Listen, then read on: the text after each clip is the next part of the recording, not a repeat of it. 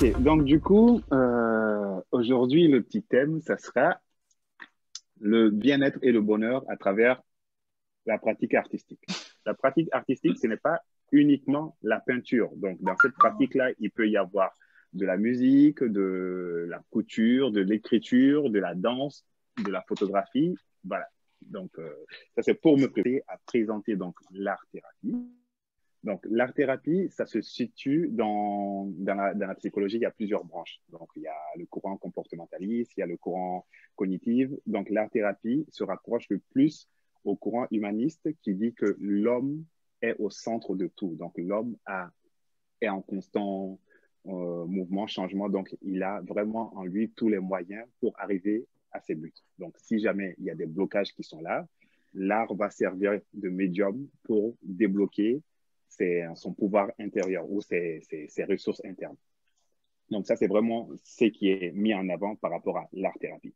Et donc, c'est pour ça qu'avec l'art-thérapie, on peut travailler sur différents domaines. Donc, dans les différents domaines chez nous sur lesquels on va travailler, il y a forcément la connaissance. Donc, on va développer sur tout ce qui est côté cognitif, on va résoudre des problèmes, on pourra travailler sur les capacités de communication et d'observation des personnes.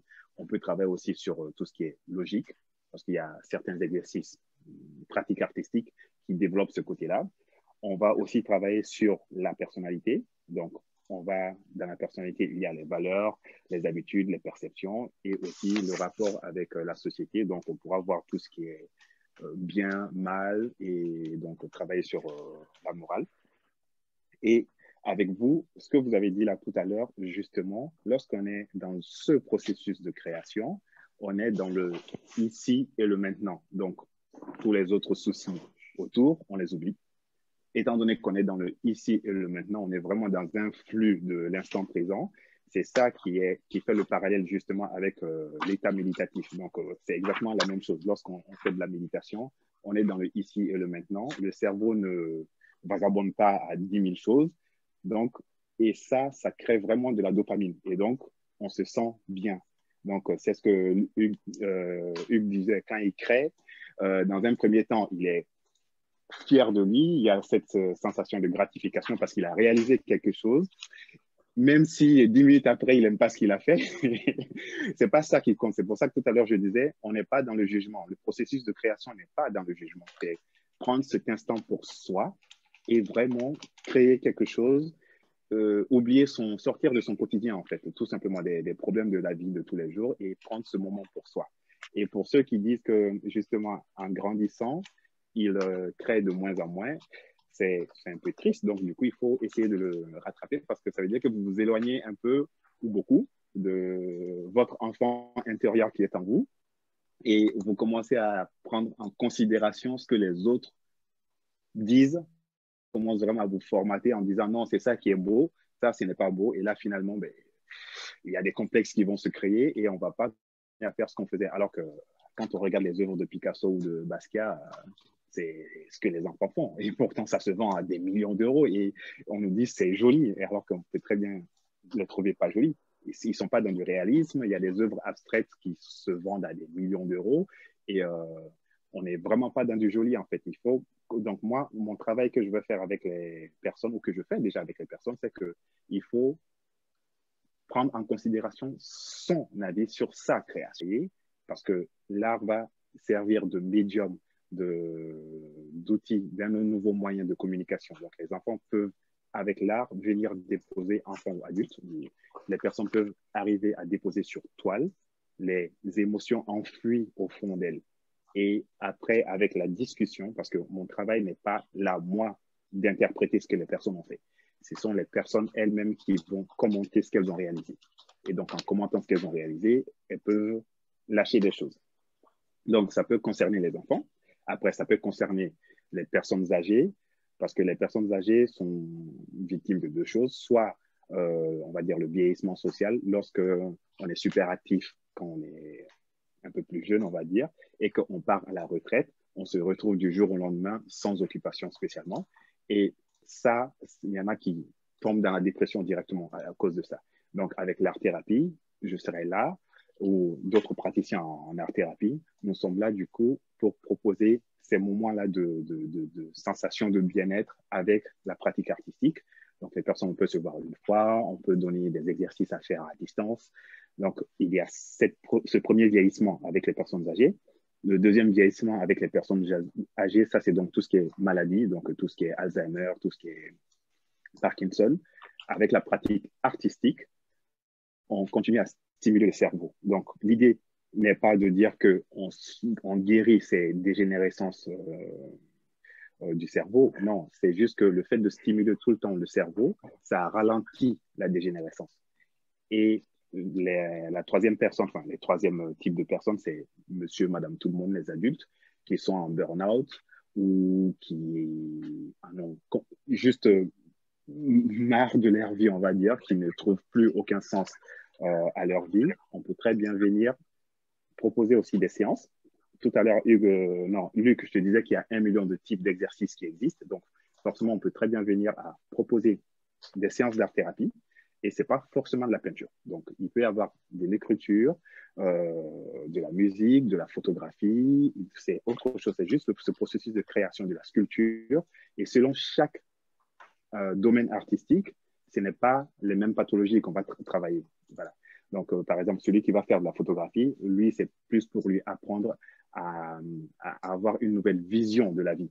Donc, quand on est derrière l'appareil photo et qu'on prend une photo, on peut donner l'appareil photo à 3 photographes, photographier la même scène, ils ne vont pas voir la même chose. Du coup, avec la formation de psychologie, de coach en psychologie positive, là, je vais aider la personne à travailler sur les 5 bases qui ont été répertoriées dans la psychologie positive, qui sont donc les relations humaines positives, les émotions positives, l'accomplissement, l'engagement et le sens de la vie. Donc, on va travailler là-dessus, mais tout en associant ça avec l'art-thérapie. L'idée, c'est vraiment que la personne prenne du temps pour elle, se mette au centre des choses et on va vraiment brosser toute la vie, tous les domaines de la vie de la personne, le travail, la vie familiale, la relation avec les amis, voir ce qui est bon pour la personne ou pour la personne ce qui est pas à travailler, faire des exercices où la personne va voir mettre en avant ou découvrir quelles sont ces 5 vertus qui sont vraiment les plus en avant chez elle. Parce que des fois, on a une forte perception de nous, c'est pas très, par exemple, reconnaissant, alors que finalement, non. Donc, avec ce questionnaire, on va voir les 5 qualités qui sont vraiment là en premier. Et finalement, si toi, tu pensais que tu étais super sociable ou super reconnaissant, si tu veux qu'on travaille là-dessus, il y aura un objectif qui sera là. Quel objectif tu veux atteindre? Niveau 8, d'accord, actuellement tu es à niveau 2, donc on va mettre des choses en place, des buts, des steps en place pour que tu atteignes l'objectif fixé. Et déterminer vraiment le sens de la vie par rapport à la personne dans les différents domaines, mais tout ça avec la pratique artistique aussi. Je crois que Grégory a une question là pour toi. Yes. Oui, tu parles de je suis au niveau 2, je dois arriver au niveau 8. C'est comment tu définis les niveaux? C'est la personne elle-même qui définit son objectif. Donc, Bien sûr. ouais. Par contre, tu parlais d'un questionnaire. Oui. C'est-à-dire que toi, aujourd'hui, tu as des outils et sur tel ou tel thème, tu as des questionnaires qui vont venir compléter l'auto-évaluation, on va dire, de la personne. On est beaucoup sur de l'auto-évaluation, c'est ce que Tout à dit fait. Laurent. Hein? Tout à fait. D'accord, ok. Moi, je voudrais poser une question. Est-ce que ta pratique de l'art-thérapie Oui. peut, selon toi, augmenter la créativité d'une personne? Et le slogan, c'est vraiment recréer le lien entre l'humain et sa créativité. Donc, oui, avec mes pratiques, avec les outils que j'ai, je sais que je vais développer la créativité de tout un chacun. C'est ce que j'ai dit tout à l'heure à Luc. Il y a énormément d'exercices qui existent, qui sont là, et les gens sont bloqués, en fait, tout simplement. C'est de l'auto-blocage, c'est des formations qui font qu'on ne peut plus arriver à créer. Donc, moi, mon but, ça sera là, maintenant, de toi, renouer, de recréer des liens entre toi et l'enfant qui est en toi pour que tu puisses te libérer maintenant et créer. Gilles, par rapport à ça, c'est est-ce que tu développes ou est-ce que tu reconnectes? C'est-à-dire que tu as un potentiel en toi et que le fait ça le réactive, ou est-ce qu'on est vraiment dans il y a la performance, c'est-à-dire la performance, mais dans le fait que plus tu fais, plus tu pourras le développer. Enfin, tu vois, est-ce que c'est un potentiel ou est-ce que c'est un potentiel de développement? Tu vois la différence ou pas? Moi, je pars sur le principe que tout le monde est capable de créer. Donc, ce potentiel, on l'a tous. Absolument, on l'a vraiment tous.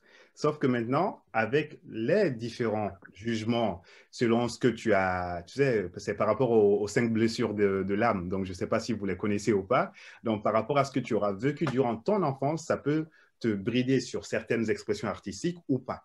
Donc, l'idée maintenant, c'est vraiment qu'on retravaille là-dessus et tout le monde a ce potentiel de créer. Ça m'appelle une question, ce que dit Hugues. Moi, j'ai un peu le sentiment qu'il y a un moment donné la dimension de confiance en soi qui rentre dans le projet. Alors, il dit que effectivement, il a besoin à un moment donné on va dire, d'être dans un certain état pour pouvoir produire. C'est ce que j'ai plus ou moins compris. C'est-à-dire que il y a des moments où ça vient pas parce que t'es pas dans les bons dans la bonne dimension relationnelle.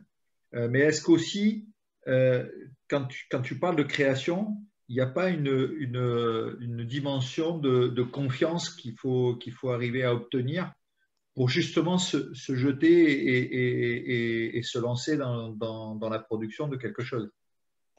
Ça n'a pas un lien, ce n'est pas la confiance en toi qui va faire que tu vas créer, mais le fait que tu crées et que derrière tu aies cette sensation de gratification va te réconforter dans ta confiance, va te donner encore plus confiance en toi.